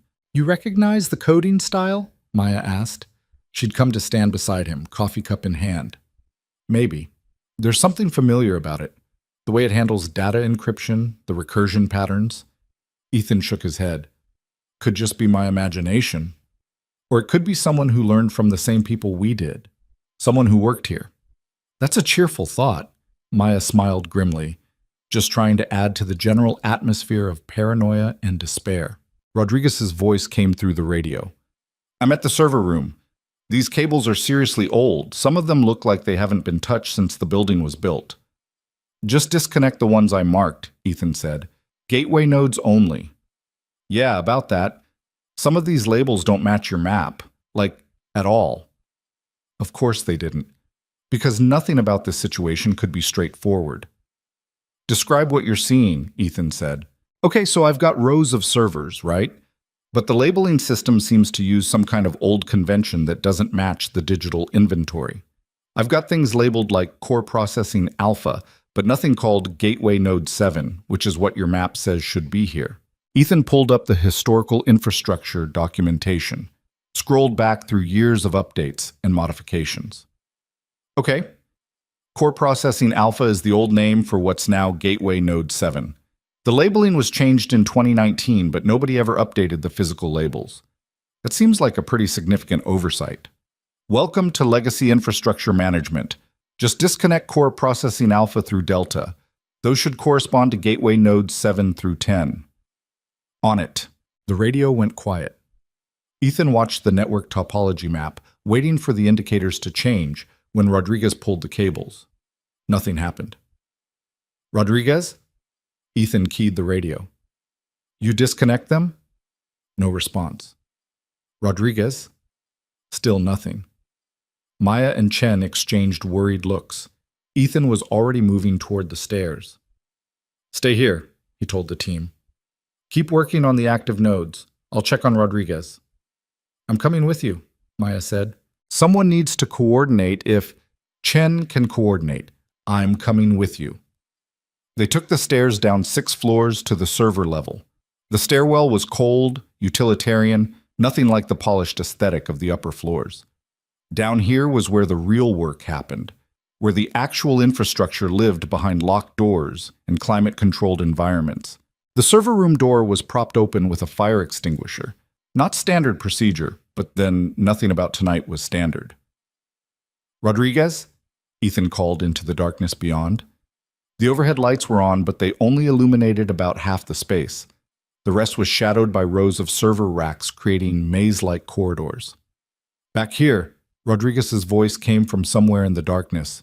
You're going to want to see this. Ethan and Maya navigated through the racks. The air was cold enough that their breath came out in faint clouds. The sound of cooling fans created a constant white noise that made it hard to hear anything else. They found Rodriguez standing in front of an open server panel, staring at something inside. What's wrong? Ethan asked. Rodriguez pointed. That's what's wrong. Inside the panel, among the legitimate cables and components, was a device that absolutely didn't belong there. A small black box with blinking LEDs connected directly to the server's motherboard. Is that? Maya started. A physical tap, Ethan finished. Someone installed a hardware device on our servers. That's how the malware got in. It's not just a software attack. Rodriguez looked pale. There could be more of these, right? On other servers? Probably. Ethan pulled out his phone and took photos of the device from multiple angles. Don't touch it. Don't disconnect it. If we start pulling these things out without understanding how they're networked, we could trigger something worse. How could it be worse? It could be worse, Ethan said grimly. These devices could be set up with dead man switches. Removal triggers a wipe command, or they could be networked together. Pull one and the others activate. We need to map out all of them before we remove any of them. Maya was already walking down the rows of servers, checking each one. Found another one, she called. 3 racks over. Don't touch it, Ethan reminded her. I know, just documenting. She took photos with her own phone. They spent the next 20 minutes searching the server room, found 7 hardware taps total, each one installed with professional precision. Someone had planned this carefully, had physical access to the building, knowledge of the infrastructure, time to install devices without being noticed. Back in the operations center, Ethan uploaded the photos to the main display. The engineering team gathered around, their exhaustion temporarily forgotten in the face of this new revelation. So, we're not just dealing with a software breach, Chen said. We're dealing with someone who physically compromised our servers. Looks that way. How long have those devices been there? Could be days. Could be months. Ethan zoomed in on one of the photos. These are pretty sophisticated. Custom hardware, professional installation. Whoever did this had resources and expertise. Olivia had been standing quietly in the background. Now she spoke up. We need to call the police. This is corporate espionage. Maybe worse. Police will want to shut everything down for investigation, Maya said. Take the servers as evidence. We can't operate without them. We're not operating right now anyway, Olivia pointed out. But we're trying to fix it so we can. If the police take our servers, we're done. The company shuts down, everyone loses their jobs, all our clients lose access to their funds. Olivia's expression suggested she hadn't thought about it that way. So what do you propose we do? Fix the immediate problem first, Ethan said. Get the network clean and operational, document everything. Then we can deal with the investigation and the fallout. And if whoever installed those devices is still around, still monitoring us, then they're watching us clean up their mess. Not much we can do about that right now. It was a deeply unsatisfying answer, but it was the truth. They were fighting on multiple fronts with limited resources and no time to properly address any single problem. Ethan turned back to the team. Okay, new priority. We need to understand how these hardware taps are communicating with the malware. If we can disrupt that communication, we might be able to isolate the infection even without removing the physical devices. How do we do that? Rodriguez asked. We trace the signal. These things have to be transmitting data somehow, either through the network itself or through some kind of external connection. Ethan pulled up network traffic analysis tools. Maya, can you set up packet capture on the gateway nodes? Focus on any traffic that looks suspicious. Unknown protocols, encrypted channels, anything that doesn't match our standard operations. On it. The next hour was spent diving deep into network traffic data. Thousands of connections, millions of packets, all of it flowing through Aurelius Pay's infrastructure in patterns that should have been familiar but now felt threatening. Around 3 a.m, Maya found it. There, she said, highlighting a series of packets on her screen. See this pattern? Data packets going to an external IP address that's not on any of our authorized lists. They're small, sent at irregular intervals. Could be status updates from the hardware taps. Ethan studied the traffic. Can you trace the IP? Already tried. It's bouncing through multiple proxies. Professional obfuscation. Okay. Can we block the traffic? We can try. Might trigger defensive protocols in the malware if it detects we're interfering with its command and control. Or it might blind whoever's running this operation. Make it harder for them to adapt their attack. Chen looked skeptical. That's a big gamble. Everything we're doing tonight is a gamble, Tess, Ethan said. At least this one has a chance of paying off. Block the traffic, Maya. She implemented the firewall rules. For several seconds, nothing happened. Then the monitors showing infection spread started updating. The red indicators weren't multiplying as fast, weren't adapting as quickly to their cleaning efforts. It's working, Rodriguez said. The infection rate is slowing. Don't celebrate yet, Ethan warned. Whoever's behind this will notice eventually. They'll find another way in. But for now, they had an advantage. A small one, but something. The team worked with renewed energy, scrubbing infected nodes while the malware was partially blind. By 4 in the morning, they'd cleaned 60% of the network. By 5, 75%. Ethan's phone buzzed. A text from Lisa, Maya's sister. Chloe is fine. Fed her breakfast and she's watching morning cartoons. Says she's not worried about you because you always fix things. The text made his chest tight. His 7-year-old daughter had more faith in him than he had in himself right now. He texted back, "Thank you. I'll be home soon, I hope."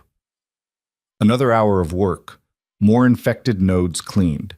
The malware was still adapting, still trying to spread, but without its command and control signals, it was operating on autopilot. Dangerous, but predictable. At 6:30, Chen straightened up from his workstation and announced, "That's the last one. Every node in the active network is clean." The operations center erupted in tired cheers. Engineers high-fived each other. Someone started crying from exhaustion and relief. Ethan didn't celebrate. He was staring at the network map, looking for patterns, looking for the thing they'd missed. "What's wrong?" Maya asked. "It was too easy." "Easy? We've been working for 8 hours straight." "I mean, the endgame was too easy. We blocked one communication channel and suddenly the malware became manageable? Whoever designed this system is too smart for that. They'd have backup plans. Maybe they didn't expect us to find the hardware taps. Or maybe finding the hardware taps was part of the plan." The operations center went quiet. Everyone was looking at Ethan now. "You think this is a distraction?" Olivia asked. She'd remained throughout the night, watching, occasionally fielding calls, but mostly staying out of the way. "I think it's suspicious that we found an obvious physical breach, blocked an obvious communication channel, and suddenly everything became solvable." Ethan pulled up the server room photos again. These devices were installed professionally, hidden but not too hidden. We found them because Rodriguez went down there, but we only went down there because we needed to physically disconnect the backup gateways. So maybe someone wanted us to disconnect those gateways, wanted us to isolate the backup systems. Maya's eyes widened. The backups. If we can't restore from backups because they're physically disconnected, then any data we lose is gone permanently, Ethan finished, and we haven't checked what data might have been corrupted before we shut everything down. Chen was already pulling up transaction logs. His fingers flew across the keyboard, running queries, checking data integrity. His face went pale. "No," he said quietly. "No, no, no." "What?" Olivia moved closer. "What did you find?" "Customer account balances. About 40,000 accounts. The data's been altered. Small changes, just a few cents here and there, but it's spread across the entire customer database." "When did it happen?" Ethan asked, though he already knew. "During the shutdown, while we were cleaning the infected nodes. The malware made one last push right before we cut off its communications. Changed account values in ways that wouldn't trigger immediate alerts, but would cause massive reconciliation problems when we try to restart." "How much money are we talking about?" Olivia's voice was steady, but Ethan could see her hands shaking. "Hard to say. Individual changes are small. But across 40,000 accounts, with compounding effects when we try to process new transactions, could be millions. Could be tens of millions." The operations center fell silent. All that work, all those hours of fighting the malware, cleaning the systems, saving the network, and they'd been so focused on the technical battle that they'd missed the real target, the money. "Can we restore from backups?" Olivia asked. "The backups are disconnected," Rodriguez said. "Remember? We physically pulled the cables. Then reconnect them. If we reconnect them before we're certain the active network is completely clean, we could reinfect everything. Plus the backups might already be compromised. Those hardware taps could have been corrupting backup data for weeks." Olivia closed her eyes. Ethan watched her processing this, watched her trying to find some solution that didn't involve catastrophic losses. "How do we fix this?" she asked quietly. "We don't," Ethan said. "Not quickly. We need to go through every affected account manually, compare current values to historical records, identify the changes and reverse them. It's going to take days, maybe weeks." "We don't have weeks. We have clients who need access to their funds. We have businesses that need to process payroll. We have—" "I know what we have," Ethan interrupted, "but rushing the restoration is what got us here. We need to do this right." Olivia looked at him for a long moment. Then she turned to address the entire operations center. "Everyone who's not critical to immediate restoration operations goes home," she said. "Get some sleep. Be back here in 8 hours. We're going to need everyone fresh for what comes next." The exhausted engineers didn't need to be told twice. They started gathering their things, saving their work, preparing to leave. Maya approached Ethan. "You should go home too. You've been working longer than anyone. Someone needs to coordinate the account reconciliation. Chen can coordinate. You need sleep. You need to see your daughter." Ethan wanted to argue, wanted to stay and keep fighting, but Maya was right.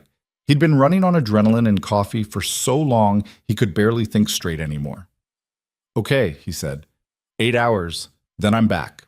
He gathered his messenger bag, checked that his laptop was inside, and headed for the elevator. Olivia was still in the operations center, talking on her phone to what sounded like another board member.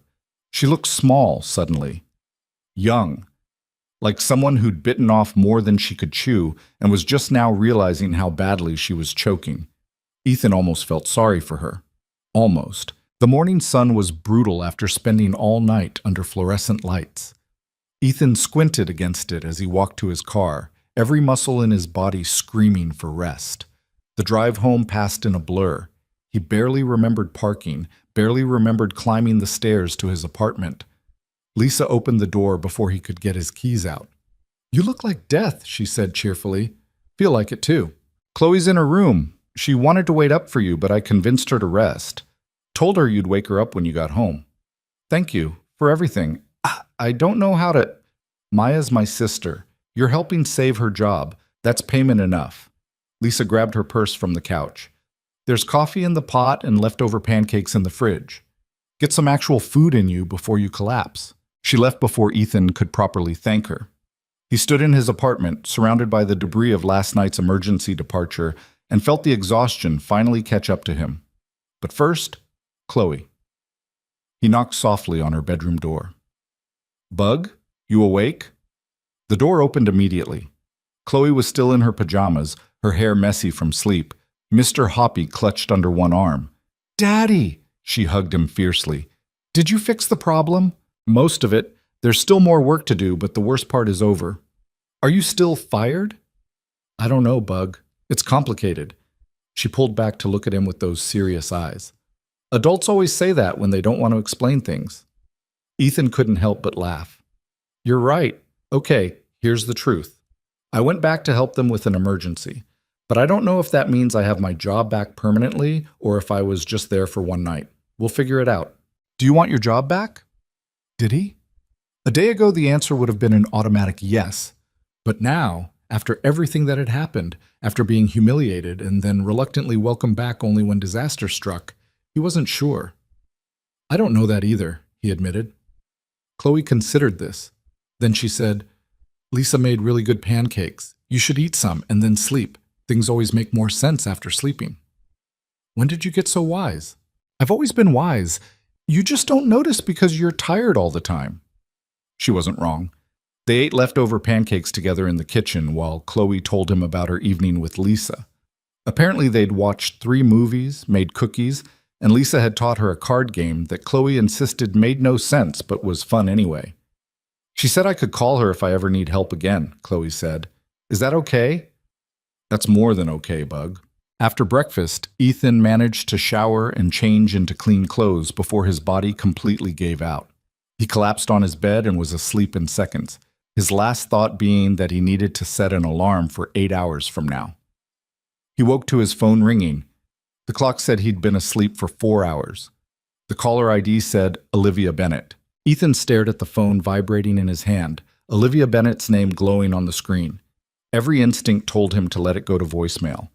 He'd given them everything last night, worked until his body nearly shut down, saved their network from complete collapse. 4 hours of sleep wasn't enough. Wasn't even close to enough. But he answered anyway. What? His voice came out rougher than he intended. We have a problem. Olivia sounded different than she had during the night. More controlled, but with an edge of something underneath. Fear, maybe. I need you to come back. I've been asleep for 4 hours. I know, I'm sorry, but this can't wait. Ethan sat up, rubbing his eyes. Through the bedroom door, he could hear Chloe playing in the living room, her voice bright as she talked to Mr. Hoppy about something. What happened? The board is here. They want a full briefing on the breach. They want to know how it happened, how bad the damage is, and who's responsible. She paused. And they want to talk to you specifically. Why me? Because you're the only one who understands the full scope of what happened. Chen and Maya can explain parts of it, but you were there from the beginning. You documented everything. Ethan wanted to say no. Wanted to tell her that the board could wait until he'd actually gotten some rest, until his brain wasn't operating at half capacity. But he could hear something in her voice that hadn't been there before. Not just fear, desperation. Give me an hour, he said. Thank you. She hung up before he could change his mind. Ethan sat on the edge of his bed for a long moment, gathering the energy to stand. His body felt like it had been run over by something large and unforgiving. Every joint ached. His eyes burned. The headache that had been building all night had settled into a dull throb behind his temples. He found Chloe in the living room, building an elaborate castle out of couch cushions and blankets. Daddy, look! It's a fortress. Mr. Hoppy is the king, and he's protected from dragons. That's great, Bug. Ethan crouched down to her level, even though the movement made his knees protest. Listen, I have to go back to work for a little while. Just a few hours this time. Her face fell. But you just got home. I know, I'm sorry, but they really need my help with something important. They always need your help. She wasn't whining exactly, but there was a heaviness in her voice that made Ethan's chest hurt. Why can't someone else help? Because there wasn't anyone else. Because he'd spent 6 years making himself indispensable, and now he was trapped by his own expertise. But he couldn't explain that to a 7-year-old. I'll be back as soon as I can, he said instead. Do you want to call Lisa and see if you can hang out with her again? I guess. He made the call. Lisa answered on the second ring and agreed immediately, asking if everything was okay. Ethan gave her the abbreviated version, left out the parts about corporate espionage and network breaches, just said there was a work emergency that needed his attention. Bring her over, Lisa said. My kids would love to have someone new to play with. And honestly, Chloe was so well behaved yesterday that having her here is basically like having a tiny, responsible adult around. My own children could learn things from her. 30 minutes later, Ethan was driving back toward the city. Chloe delivered safely to Lisa's house, where she'd immediately been absorbed into a group of kids playing some elaborate game involving a lot of running and shouting. She'd waved goodbye to him with a smile that didn't quite reach her eyes. The guilt sat in his stomach like a stone. Aurelius Pay headquarters looked different in daylight, less imposing somehow. Just a building full of people trying to keep a company running despite everything working against them. Ethan parked in the garage and took the elevator up to the executive floor, a level he'd only visited a handful of times in 6 years. The receptionist recognized him. Mr. Foster, they're waiting for you in the main conference room. They turned out to be 7 members of Aurelius Pay's board of directors, Olivia Bennett, and a man in an expensive suit who introduced himself as the company's chief legal counsel. They sat around a massive table in a room with floor-to-ceiling windows overlooking the city. Ethan had never felt more underdressed in his life. He was wearing jeans and a clean t-shirt because he'd run out of professional clothes after wearing the same outfit for 2 days straight. Everyone else looked like they'd stepped out of a business magazine. Mr. Foster, one of the board members said, a woman in her 60s with steel gray hair and eyes that could cut glass. Thank you for coming on short notice. I'm Margaret Chen, board chair. We have some questions about the security breach. I'll help if I can. Please sit. She gestured to an empty chair next to Olivia. Ethan sat. Noticed that Olivia wouldn't quite meet his eyes. Interesting. We've received preliminary reports from Ms. Bennett and the engineering team, Margaret continued, but we need to understand the full timeline. starting with when you first detected the intrusion. So Ethan told them. Started from 3 days ago when he'd noticed unusual traffic patterns in the overnight logs. Explained how he'd traced the anomalies back to a sophisticated malware infection that had been slowly spreading through the network. Described his attempts to contain it while documenting everything, working alone because he didn't want to trigger panic or alert whoever was behind the attack that they'd been detected. "Why didn't you inform senior management immediately?" one of the board members asked. "Because the malware was designed to activate if it detected security protocols being implemented.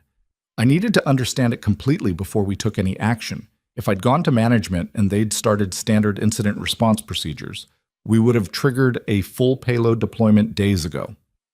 "So you took it upon yourself to handle a major security breach alone?" "Yes. That seems like poor judgment." Ethan looked at the board member who'd spoken, a man whose name he'd already forgotten. "Would you have preferred I trigger the catastrophic failure 3 days earlier, before I understood the attack vectors or had any chance of containing it?" The man's face reddened slightly. "I'm saying there are protocols for a reason. And I'm saying those protocols would have destroyed the company faster. I made a judgment call based on 6 years of experience with these systems." Margaret raised a hand, cutting off whatever response was coming. "Let's move forward. You were working on containment when Ms. Bennett arrived for her first day as CEO. Walk us through what happened next." This was the part Ethan had been dreading. He glanced at Olivia. She was staring at the table, her jaw tight. "I'd been working for 48 hours straight," Ethan said carefully. "I was exhausted. I made the mistake of falling asleep at my workstation. Ms. Bennett found me and terminated my employment without asking for an explanation." "Did you attempt to explain the situation?" "I tried. She cut me off. Said she didn't care how long I'd been working, that sleeping on the job was unacceptable." "And you didn't push back? Didn't insist she listen?" "I was being escorted out by security," Ethan said flatly. "There wasn't a lot of opportunity for discussion."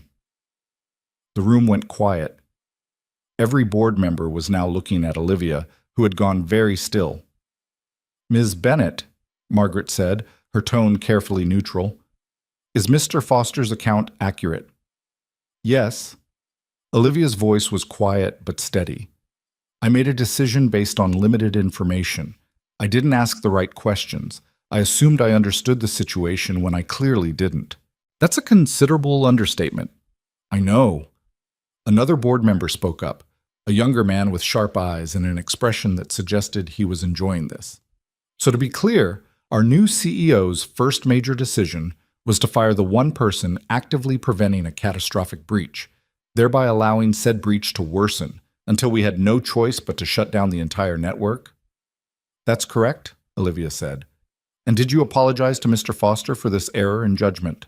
Olivia finally looked at Ethan. There was something raw in her expression, something that looked almost like pain. "Not adequately, no." The board members exchanged glances. Margaret made a note on the tablet in front of her. The legal counsel whispered something to the person next to him. "Let's continue," Margaret said. "Mr. Foster, after you were terminated, what happened?" Ethan explained the phone calls from Chen and Maya, the board member who'd contacted him, his initial refusal to help and eventual agreement to return, the discovery of the hardware taps in the server room, the battle to clean the infected nodes while the malware adapted and evolved. He pulled up his phone and showed them the photos of the physical devices, explained how sophisticated they were, how professionally installed, how whoever did this had to have had physical access to the building for an extended period. "Do we know who's responsible?" Margaret asked. "Not yet. But these devices are custom built, expensive. Whoever funded this operation had significant resources. Corporate espionage? Possibly. Or a state actor. Or a particularly well-funded criminal organization." Ethan set his phone down. "The malware signature doesn't match anything in the public databases. This was built specifically for our infrastructure, which suggests inside knowledge," the legal counsel said. "Yes." "Current or former employee?" "Most likely, or someone who had access to our system documentation. The attack was too precise to be from an outsider working blind." The implications hung in the air. Someone they'd trusted, someone who'd walked these halls, had betrayed them, had tried to destroy the company from the inside. Margaret turned to Olivia. What's the current status of our systems? The active network is clean, Olivia said, but we identified significant data corruption in customer account balances. We're working on manual reconciliation, but it's going to take time. How much time? Days at minimum, possibly longer. And the financial impact? Olivia hesitated, looked at Ethan like she was hoping he'd answer instead. He didn't. We won't know the full extent until the reconciliation is complete, she said finally. But preliminary estimates suggest losses could be substantial, tens of millions potentially. The room erupted. Board members started talking over each other, voices rising in anger and alarm. The legal counsel was typing furiously on his laptop. Margaret had to call for order twice before everyone quieted down. "This is unacceptable," one of the board members said. "We've had a massive breach, significant financial losses, and a complete shutdown of operations, all within the first 24 hours of new leadership." "I understand your concerns," Olivia said. Her voice was steady, but Ethan could see her hands clenched together in her lap. "I take full responsibility for my part in exacerbating this crisis." "Taking responsibility doesn't fix the problem." "No, but I'm committed to doing everything possible to minimize the damage and prevent this from happening again." The young board member who'd been enjoying Olivia's discomfort leaned forward. "With all respect, Ms. Bennett, how can we trust your judgment going forward? Your first major decision nearly destroyed the company." "You can't," Olivia said simply. "Not based on one day. I can only prove myself through my actions moving forward." Margaret looked at Ethan. "Mr. Foster, you've worked with our infrastructure for 6 years. You clearly understand it better than anyone else in this building. What would you recommend we do to prevent this from happening again?" Ethan hadn't expected the question, hadn't expected to be asked for his opinion on anything beyond the technical details of the breach. "You need to invest in your infrastructure," he said. "Not just the software and hardware, but the people who maintain it. Your engineering team is understaffed and overworked. They're running critical systems on equipment that's years out of date. You've been so focused on quarterly growth that you've neglected the foundation everything else sits on. That's a significant financial investment, less significant than the losses you're facing now. And it's not just about money, it's about culture. The previous CEO encouraged a relaxed approach to protocol and oversight. People worked hard, but there wasn't enough structure, not enough verification. That's how someone was able to install physical devices on your servers without anyone noticing." Margaret made more notes. "What else?" "You need a complete security audit. Third-party firm, no internal involvement. They need to examine everything: physical security, network security, employee vetting, access controls, all of it." "Agreed. Anything else?" Ethan looked at Olivia. She was watching him with an expression he couldn't quite read. "You need leadership that understands the difference between looking strong and being effective. Someone who asks questions before making decisions, who values expertise over appearances." The implication was clear. Several board members shifted uncomfortably. "Mr. Foster," Margaret said carefully, "are you suggesting we reconsider Ms. Bennett's position as CEO?" "I'm suggesting you evaluate whether her skills match what this company needs right now. She's clearly intelligent and driven, but intelligence without judgment is dangerous, and judgment requires the humility to admit when you don't know something." Olivia flinched like he'd hit her. Ethan felt a brief flash of satisfaction followed immediately by shame.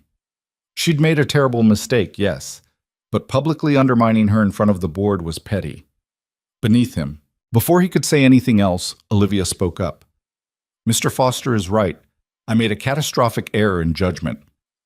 I prioritized my own assumptions over expert input. I let my desire to appear decisive override basic common sense." She turned to face the board directly.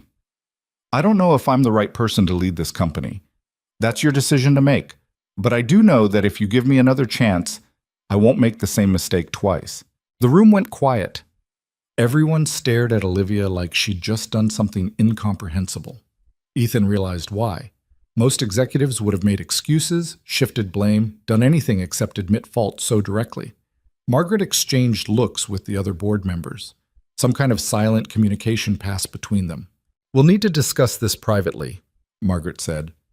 "Mr. Foster, thank you for your time and your work these past 2 days. We'll be in touch regarding your employment status and compensation for the emergency response." I don't want compensation, Ethan said. I want my job back, with a guarantee that I'll have the resources to actually do it properly. That seems reasonable. We'll discuss it. Ethan stood to leave. As he reached the door, Olivia's voice stopped him. Mr. Foster, wait. He turned. She'd stood up from the table, ignoring the watching board members. Can I talk to you? Privately? The board members looked like they wanted to object. Margaret waved them off. Take 15 minutes. We need to caucus anyway. Olivia led Ethan out of the conference room and down the hall to a small office that appeared to be hers. It was barely decorated. A desk, a chair, a few boxes that suggested she hadn't finished moving in yet. She closed the door and turned to face him. For a long moment, neither of them spoke. I owe you an apology, she said finally. A real one, not the political version I gave the board. Okay, I was wrong to fire you. I was wrong to cut you off when you tried to explain. I was wrong to prioritize my ego over your expertise. She took a breath. I've spent my entire career in environments where showing weakness meant getting crushed. I learned to make quick decisions, to project confidence even when I wasn't sure, to never admit when I didn't know something, and that approach almost destroyed this company. Ethan leaned against the wall. He was too tired to stand without support. Why are you telling me this? Because you deserve to hear it, and because I need you to understand that I'm not going to make excuses or try to minimize what I did. She sat on the edge of her desk. You saved this company. You worked for days straight, got fired for your efforts, and then came back anyway to prevent a disaster I helped create. That's remarkable. I didn't come back for you, Ethan said. I came back because innocent people would have suffered if I didn't. I know, which somehow makes it worse. You helped people who didn't deserve your help. People always deserve help, even when they're idiots. A ghost of a smile crossed Olivia's face. Fair. They stood in silence for a moment. Ethan studied her, this woman who'd gone from being his boss to his nightmare to something he couldn't quite define. She looked exhausted, looked like someone who'd had all her certainties stripped away and was trying to figure out how to function without them. What did you do before this? He asked. Before CEO. Venture capital. I was a partner at Morrison Tech Ventures, focused on fintech startups and scaling operations. So you know money and growth, but not systems, not infrastructure. No, I know spreadsheets and pitch decks and investor relations. I know how to make companies look attractive to buyers, but I don't know how to actually run the technical side of a tech company. She looked down at her hands. The board chose me because they want to take Aurelius Pay public. They needed someone who could navigate that process. But maybe they chose wrong. Maybe they chose someone who needs different skills around them, Ethan said. You don't have to know everything. You just have to know who to ask. Like the engineer I fired on my first day. For example, Olivia laughed, but it sounded hollow. The board is going to fire me, aren't they? I don't know. Maybe. Ethan pushed off from the wall. Does it matter? What kind of question is that? I mean, do you actually want this job, or did you just want the title? She stared at him. That's insulting. It's honest. There's a difference between wanting to be CEO and wanting to do the work of being CEO.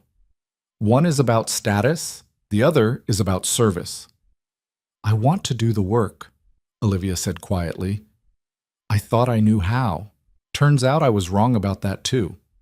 Ethan's phone buzzed. A text from Lisa. Chloe is fine, but asking when you'll be home. No rush, just wanted you to know. He showed Olivia the text. That's my daughter. She's 7. She's been staying with a friend while I deal with all this.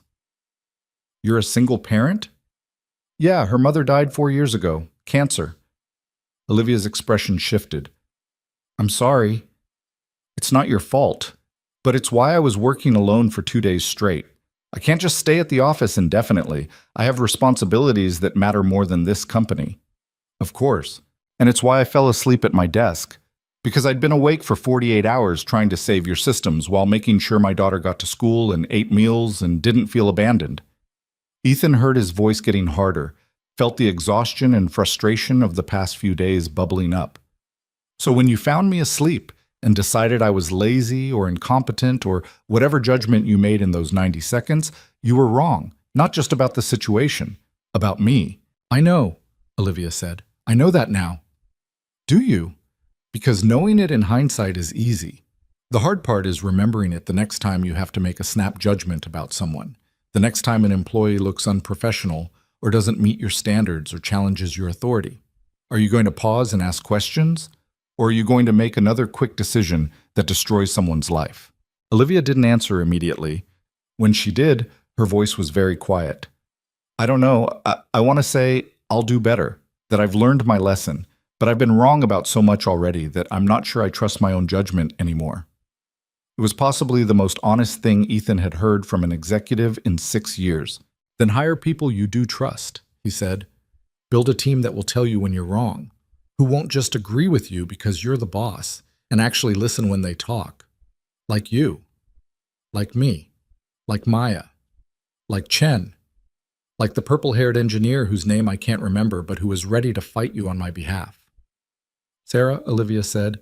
Her name is Sarah, and she's already submitted her resignation. Said she doesn't want to work for someone who fires people without cause. Ethan hadn't known that, felt a surge of loyalty towards Sarah even though they'd barely interacted. Can you convince her to stay? I'm going to try. I've been trying to figure out how to apologize to the entire engineering team for what I did to you, how to rebuild trust I destroyed in one morning. Start by admitting you were wrong, not just to the board, to the people who actually work here, the ones who saw what you did and are wondering if they're next. You make it sound simple. It's not simple, it's just necessary. Someone knocked on the door. Margaret's voice came through. We're ready to continue. Olivia took a deep breath. Okay, thank you for talking to me. Don't thank me yet. You might not like what happens next. They returned to the conference room together. The board members had rearranged themselves somehow, like pieces on a chessboard moving into new positions. Margaret gestured for them to sit. We've made some decisions, she said. First, regarding Mr. Foster. We're offering you reinstatement as senior systems engineer with a substantial salary increase and expanded authority over infrastructure security. You'll report directly to the CTO and have final approval on all major system changes. Additionally, we're authorizing immediate hiring of 3 additional engineers to support your department. Ethan blinked. That was more than he'd expected.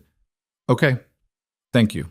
Second, regarding the security breach, we're hiring an external firm to conduct a complete audit as you suggested. We're also implementing new physical security protocols and employee vetting procedures. Good. Margaret turned to Olivia. Third, regarding leadership, the board has decided to give Ms. Bennett a provisional period to prove herself. 6 months, during which time she'll work closely with a board-appointed advisor who has operational experience in tech companies.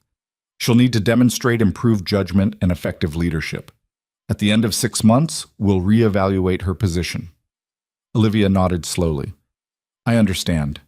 Thank you for the opportunity. Don't thank us yet, Margaret said, echoing Ethan's earlier words. You're on probation. One more significant error in judgment and you're out. Clear? Crystal clear. Good.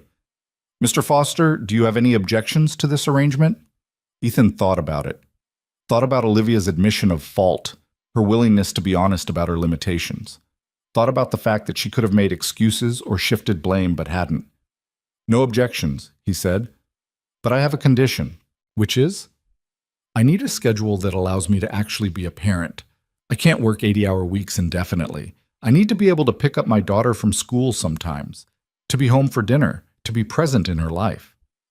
Margaret smiled slightly. I think we can accommodate that, especially now that you'll have additional staff. The meeting wrapped up shortly after. Details about contracts and compensation and reporting structures. Ethan only half listened, too tired to process most of it. They'd send him paperwork. He'd sign it, or not. Right now, all he wanted was to pick up his daughter and go home. As people filed out of the conference room, Olivia caught his arm. Ethan. Can I call you Ethan? Sure. I meant what I said. About the apology. About trying to do better. I know. And I want you to know that if you see me making another mistake, if I'm about to do something stupid or short-sighted, I need you to tell me, even if it's uncomfortable. Especially if it's uncomfortable. Ethan studied her face, saw genuine intent there, but also uncertainty. She meant it now. Whether she'd still mean it 6 months from now, when the crisis had faded and old habits reasserted themselves, remained to be seen. "I'll hold you to that," he said. "Please do." He left the building and drove to Lisa's house feeling strange, lighter somehow, despite the exhaustion. The crisis wasn't over. They still had weeks of cleanup ahead, still had to figure out who'd planted those devices and why. But the immediate disaster had been averted. Lisa's house was chaos when he arrived. Children running everywhere, laughter and shrieks, and the general noise of happy kids playing. Lisa met him at the door with a smile. "Your daughter is a saint," she said. "She's been helping my youngest with her homework for the past hour. I tried to tell her she's supposed to be playing, but she insisted." Ethan found Chloe sitting at the kitchen table with a little girl who couldn't have been more than 5, carefully explaining addition with the patience of someone much older. "See? 3 + 2 is 5. You can count it on your fingers." The little girl counted on her fingers, her face brightening when she got the right answer. "Bug," Ethan said softly. Chloe looked up. "Daddy, are you done with work?" "For now. You ready to go home?" She nodded, already gathering her things. Said goodbye to Lisa's kids with hugs and promises to play again soon. Thanked Lisa with the kind of politeness that always made Ethan proud. In the car, Chloe was quiet for a while. Then she said, "Did you get your job back?" "Yeah, Bug, I did. Are you happy about it?" Was he? A day ago, losing his job had felt like a catastrophe. Now having it back felt complicated. The job itself hadn't changed. The systems were still old, still vulnerable. The work was still demanding. But something had shifted. Maybe him. Maybe his understanding of what he was willing to tolerate. "I think so," he said. "It's going to be different now. Better, I hope. Because the boss lady learned she was wrong?" Something like that. "Good. She should have listened to you in the first place." Ethan smiled. "Yes, she should have." They stopped for takeout on the way home because Ethan couldn't face cooking, and Chloe requested chicken nuggets with the kind of enthusiasm reserved for 7-year-olds and fast food. They ate on the couch while watching cartoons, Mr. Hoppy wedged between them. Halfway through dinner, Ethan's phone buzzed, a text from Maya. Sarah agreed to stay. Olivia personally apologized to the whole engineering team. It was awkward as hell, but she meant it. Things might actually get better. He texted back, "Maybe. We'll see." Another text, this time from Chen. "Welcome back, man. For real this time, and thank you for saving our asses." Ethan set his phone aside and focused on his daughter, on the simple normalcy of chicken nuggets and cartoons and not having to think about malware or network breaches or corporate politics. Later, after Chloe was in bed and the apartment was quiet, Ethan sat on the couch with his laptop, pulled up the documentation he'd created during those 2 desperate days of fighting the breach, started organizing it into a formal report for the security audit team. The work felt different now. Not like fighting alone in the dark against an enemy nobody else understood. More like building something, creating a foundation that might actually support the weight placed on it. His phone buzzed one more time. Another text from Olivia. "I know it's late, but I wanted to say thank you, not just for the technical work, for being honest with me when I needed it. I'm going to try to deserve the second chance I've been given." Ethan stared at the message for a long time. Finally typed back, "Don't try, just do it. Actions matter more than intentions." Her response came quickly. "Understood. See you Monday." Monday. 3 days away. 3 days to rest, to spend time with Chloe, to remember that he was more than just an engineer fighting fires at a company that kept almost burning down. He closed his laptop and went to check on his daughter. Found her asleep with Mr. Hoppy clutched against her chest, her face peaceful in the glow of her nightlight. Ethan stood in the doorway, watching her breathe, this small person who depended on him completely, and felt something in his chest ease.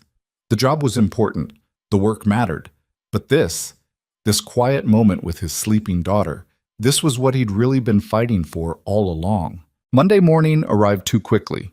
Ethan woke before his alarm, his body still remembering the crisis rhythm of the past week, even though his mind knew the immediate danger had passed. He made breakfast for Chloe, scrambled eggs that came out slightly too dry, toast that was almost burned, and tried to ignore the knot of anxiety building in his chest. Going back felt strange, like returning to a place that looked the same but had fundamentally changed. Are you nervous? Chloe asked, watching him over her orange juice. A little. Why? You saved them. They should be happy you're coming back. It's complicated, Bug. She gave him that look, the one that said she knew adults were hiding things but was too polite to push. Okay, but if anyone is mean to you, you should tell them they're wrong. I'll keep that in mind. He dropped her at school, watching her run toward the building with her backpack bouncing against her shoulders. She turned at the door to wave, and Ethan waved back, struck by how young she still was despite all the ways she'd learned to be grown up too soon. The drive to Aurelius Pay felt longer than usual.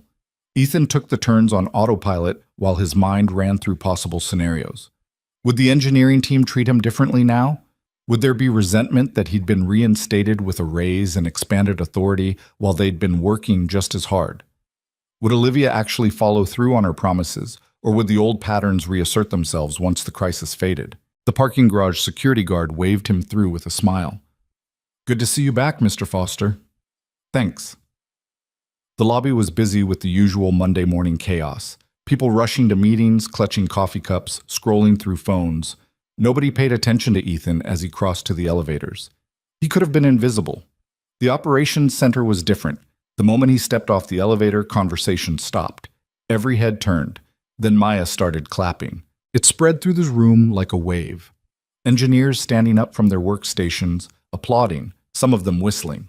Sarah, the purple-haired engineer who'd almost quit, was grinning so wide it looked painful. Welcome back, you stubborn bastard, she called out. Ethan felt his face get hot. Okay. Everyone back to work. We've still got a mess to clean up. Let us have this moment, Chen said, appearing at his shoulder. We earned it. You earned it. The applause faded, but the energy remained. People looked different, lighter, somehow. Like a weight had been lifted that Ethan hadn't realized they'd all been carrying. His old workstation had been cleaned and reorganized. Someone had left a coffee cup with "World's Most Stubborn Engineer" printed on it. The monitors showed current system status. All green indicators, transaction processing running smoothly, no alerts. We've been running stable for 3 days, Chen said, following Ethan's gaze. No anomalies, no suspicious traffic. Whatever that malware was doing, we stopped it. For now. You're a real optimist, you know that? I'm a realist. The hardware taps are still in the server room. We blocked their communications, but we haven't removed them. Whoever planted them is still out there. The security audit team is supposed to start today. They'll handle the physical devices. Ethan settled into his chair. The coffee cup was ridiculous, but somehow perfect. What's the status on account reconciliation? 72% complete. We've recovered most of the corrupted data. Final losses are looking like 8.3 million instead of the tens of millions we feared. Still a lot of money. Yeah, but the board approved coverage. They're treating it as the cost of the security failure rather than trying to make customers absorb it. That was something, at least. Ethan pulled up his email and immediately regretted it. 300 unread messages. He started sorting through them, deleting the automated alerts from the crisis period, flagging the ones that actually needed responses. An hour into work, his desk phone rang. Olivia's extension. Foster, he answered. Can you come up to my office? There's someone I want you to meet. The executive floor felt as foreign as it had on Friday. Ethan found Olivia's office, still barely decorated, still with half-unpacked boxes, and knocked on the open door. Olivia was there with a man Ethan didn't recognize. Late 50s, gray beard, wearing jeans and a polo shirt that suggested he didn't care much about corporate dress codes. Ethan, this is Richard Moss. He's the operational advisor the board appointed to work with me. Richard stood and offered his hand. His grip was firm but not aggressive. I've heard a lot about you. Read your documentation on the breach. Impressive work. Just doing my job. Most people's just doing my job doesn't include solo containment of a sophisticated cyberattack while working for 48 hours straight. Richard gestured to a chair. Sit. I want to pick your brain about infrastructure. They spent the next hour talking through Aurelius Pay's technical architecture. Richard asked good questions, the kind that showed he actually understood systems rather than just knowing buzzwords. He'd worked at 3 different tech companies, helped scale their operations, dealt with his share of crises. The problem you've got here, Richard said, is classic. You've been growing fast for years, but the foundation hasn't kept pace. You're running modern transaction processing on infrastructure that was built for a fraction of the load. I've been saying that for 2 years, Ethan said. I know. I read your proposals from 2023. The ones that got rejected because infrastructure upgrades don't show immediate ROI. Richard looked at Olivia. That's changing now. The board has approved a complete modernization plan. We're talking new servers, updated security protocols, redundant systems. Everything Ethan's been asking for. Ethan blinked. Everything? Well, within reason. We're not replacing the entire data center overnight. But yes, you're getting the budget and authority to actually fix things properly. It should have felt like victory, like vindication. Instead, Ethan just felt tired. That breach didn't have to happen. If someone had listened 2 years ago, then you would have prevented this specific attack but not the next one, Richard interrupted. Because there's always a next one. Systems need constant updating. Security requires ongoing investment. You can't fix everything once and be done. I know that, but we lost $8 million and nearly destroyed the company because nobody wanted to spend money on boring infrastructure. You're right, Olivia said quietly. And I'm sorry. Not just for my mistake, but for the institutional failures that came before it, for every proposal that got rejected, every warning that got ignored. Ethan looked at her. She met his eyes without flinching. There was something different about her now, less polished, more real. Apologies don't fix systems, he said. No, but action does, and we're committing to action. Richard is here to make sure I don't screw this up again. Richard smiled slightly. She's being modest. She asked the board for oversight. Most executives would have fought against it. She requested it. That was interesting. Ethan studied Olivia, trying to figure out if this was genuine growth or just good crisis management. I need to get back to work, he said, standing. The reconciliation won't finish itself. Of course. But Ethan, Olivia stood as well. Thank you for giving this another chance, for giving me another chance.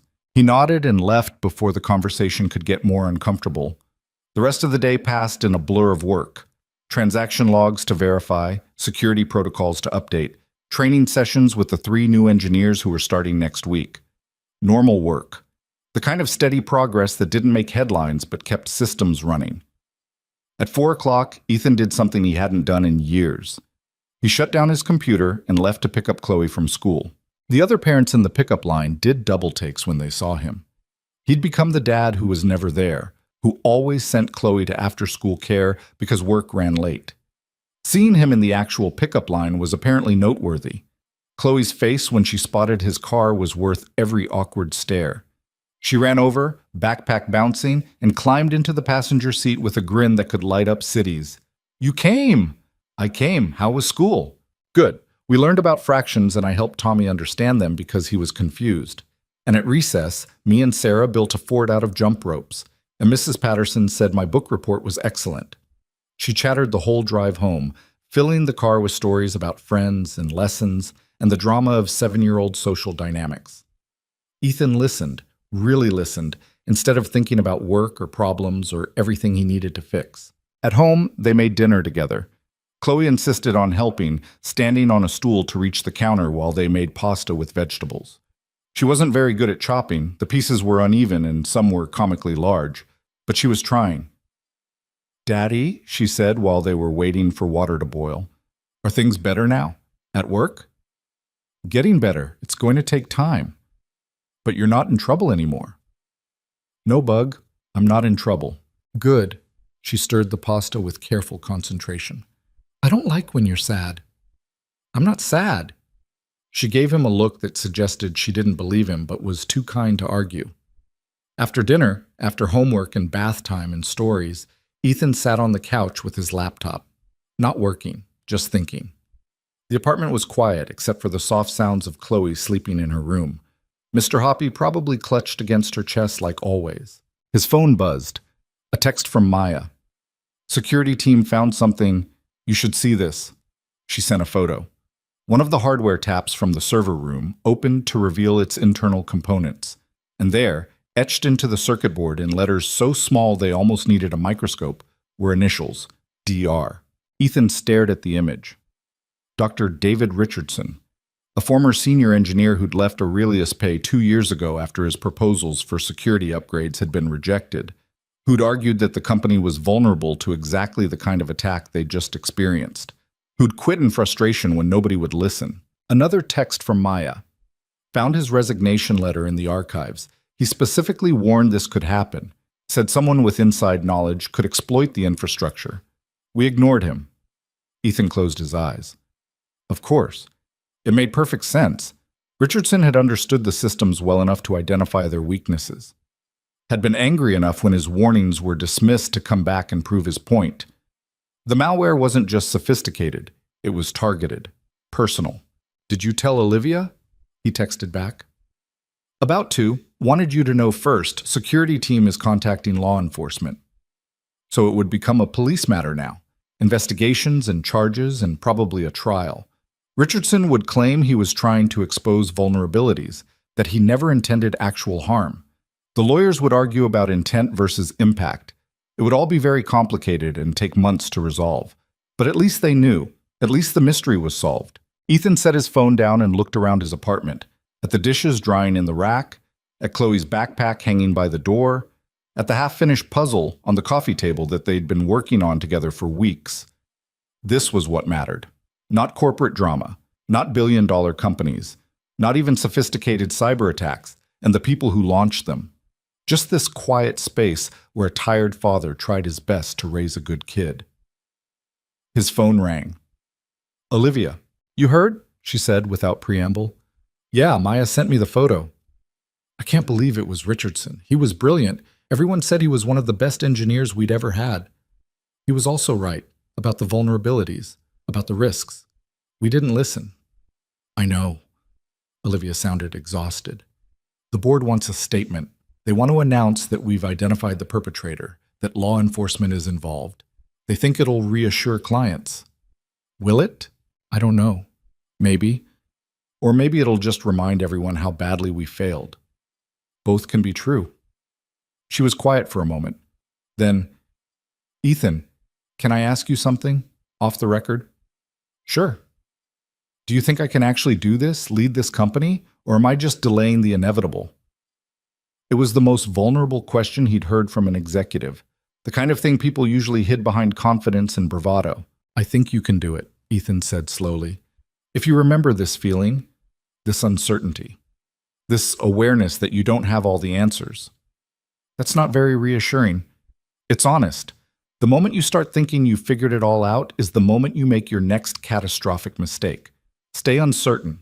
Keep asking questions. Listen to people who know more than you about their specific domains. That sounds exhausting. It is, but it's also the job. Olivia laughed, and it sounded more genuine than anything he'd heard from her before. Okay, thank you. I'll let you get back to your evening. Olivia? Yeah? Don't work too late. The problems will still be there tomorrow. Says the man who worked for 48 hours straight. Yeah, well, I learned my lesson. You should too. She promised to leave within the hour and hung up. Ethan doubted she'd actually keep that promise. Executives rarely did, but maybe she'd at least try. The next few weeks fell into a rhythm that felt almost normal. Ethan worked his regular hours and left when he was supposed to leave. He picked up Chloe from school twice a week. They had dinner together every night. He was present in a way he hadn't been since Sarah had died. The infrastructure upgrade started. New servers arrived. Security protocols were updated. The 3 new engineers turned out to be competent and eager, asking good questions and actually listening to answers. Chen stepped into a team lead role and handled it well. Maya took on more responsibility for security oversight and thrived. The account reconciliation finished. Final losses settled at just over $8 million, which the company absorbed. Most clients never knew how close they'd come to losing everything. Richardson was arrested quietly. The legal proceedings started. The details would take months to unfold, but the immediate threat was neutralized. Olivia changed too. Slowly. Not in dramatic ways, but in small adjustments that added up. She started attending the weekly engineering team meetings, not to run them, just to listen, to understand what people were working on, what challenges they faced. She asked questions now, real questions, not the kind meant to show she already knew the answer. And when she made mistakes, which she did, because everyone did, She admitted them. About 6 weeks after Ethan's return, he was working late on a particularly stubborn routing issue when Olivia appeared at his desk. "You're still here," she said. "Routing problem. It's been bothering me all day." "Can it wait until tomorrow?" "Probably, but I'm close to figuring it out." She pulled up a chair. "Can I watch? I'm trying to understand how this stuff actually works instead of just reading reports about it." Ethan glanced at her. She looked tired but genuinely interested. Not like someone doing a PR exercise, more like someone actually trying to learn. "Sure, but it's going to be boring. I've sat through 8-hour board meetings about fiscal policy. I can handle boring." So he explained what he was doing, walked her through the routing tables, showed her how data packets moved through the network, pointed out the anomaly he'd been chasing. She asked questions that showed she was paying attention. Some of them were basic, but she wasn't embarrassed to ask. An hour later, Ethan found the problem. A misconfigured router that had been installed during the infrastructure upgrade. Simple fix once he identified it. "That's it?" Olivia asked. "You spent all day on that?" "Finding it took all day. Fixing it took 30 seconds. That seems backwards." "Welcome to systems engineering." She stood, stretching. "I should let you go home. Your daughter's probably wondering where you are." "She's at a friend's house. Sleepover. I'm actually alone tonight, which almost never happens." "Then you should do something fun. Not sit here fixing routers. This is fun. For me. I like solving problems." Olivia smiled. "I noticed. Look, I know I keep saying this, but I really am grateful you came back. Not just because you saved the company, because you showed me what actual expertise looks like, what real leadership requires. I'm not a leader. I'm an engineer. You led the team through the crisis. You made decisions under pressure. You inspired people to trust you. That's leadership." Ethan wasn't sure what to say to that. He'd never thought of himself as a leader, just someone who did what needed doing. "I should go," Olivia said. "But Ethan, when you pick up Chloe tomorrow, tell her thank you from me." "For what?" "For sharing her dad. For understanding that sometimes you need to stay late or deal with emergencies. Not every kid would be that patient." After she left, Ethan sat at his desk for a while longer. Not working, just thinking about how strange the past 2 months had been. How close everything had come to falling apart. How many small decisions and random chances had combined to prevent total disaster. He thought about Richardson, brilliant and bitter, trying to prove a point by nearly destroying everything. About Olivia, so sure she understood leadership until reality proved otherwise. About himself, so convinced he had to carry every burden alone. Everyone had been wrong about something.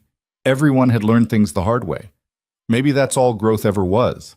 Making mistakes, surviving them, trying to do better next time. 3 months after the crisis, Aurelius Pay held a company-wide meeting. Olivia stood in front of 500 employees and told them the truth. About the breach. About the losses. About her mistakes and the institutional failures that had created vulnerabilities. "We failed you," she said. "I failed you, and I'm sorry.